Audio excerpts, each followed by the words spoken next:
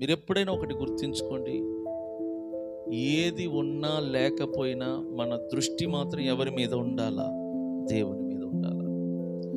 ఈ కరెంట్ కానీ వాతావరణం క్షణం క్షణం మారుతూ ఉంటుందంట. దేవుడంట నిన్న నేడు నిరంతరం ఎలా ఉంటాడంట? ఏకరీతి. దేవుడంట కరెంట్ ఉంది, కరెంట్ లేదు అయ్యని ఆయన చూడ్డు.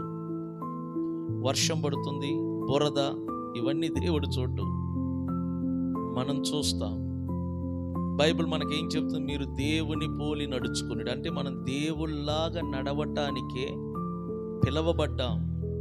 కాబట్టి మనము మనుషుల్లాగా కాదు, దేవుళ్ళలాగా నడవటానికి పిలవబడ్డాం. దేవుడు ఎలా ఈ లోకం మీద ఉన్న వాటి మీద దృష్టి పెట్టకుండా ఉన్నాడో మనము కూడా ఈ లోకం మీద మనం దృష్టి పెట్టకూడదు. బైబిల్లో ఇలా రాయబడింది కదా, మీరు క్రీస్తుతో కూడా బ్రతికి ఉన్నవారైతే పైనున్న వాటిని వెతకుడి,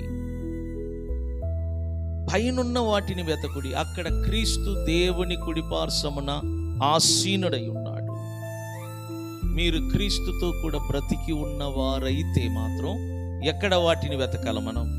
సో క్రీస్తుతో కూడా బ్రతికుంటే పైనున్న వాటిని వెతకుడి. అక్కడ క్రీస్తు ఉన్నాడు.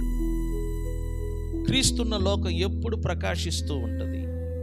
కాబట్టి మన దృష్టి ఎప్పుడు కూడా క్రీస్తున్న ఆ లోకం మీదనే ఉండాలి, ఈ భూమి మీద ఉండకూడదు. అందుకే ఇంకొక మాటలో ఇలా చెప్పాడు, మీ మనసును భూ సంబంధమైన వాటి మీద పెట్టుకొనకుడి.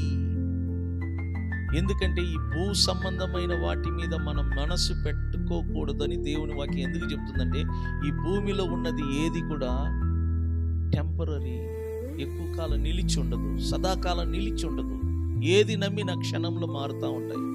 కానీ ప్రభు అలా కాదు, దేవుని వాక్యం అలా కాదు, దేవుడు అలా కాదు. మీరు బైబిల్ చదివి చూస్తే తెలుస్తుంది, ప్రభు వాక్యం అంట ఎల్లప్పుడూ నిలిచి ఉంటుందంట. స్తోత్రం చెప్పండి, గట్టిగా స్తోత్రం చెప్పండి. ప్రభు యొక్క వాక్యం అంట ఎల్లప్పుడూ నిలిచి ఉంటుంది. మన దృష్టి ఎప్పుడు కూడా ప్రభు వాక్యం మీద ఉండాలి.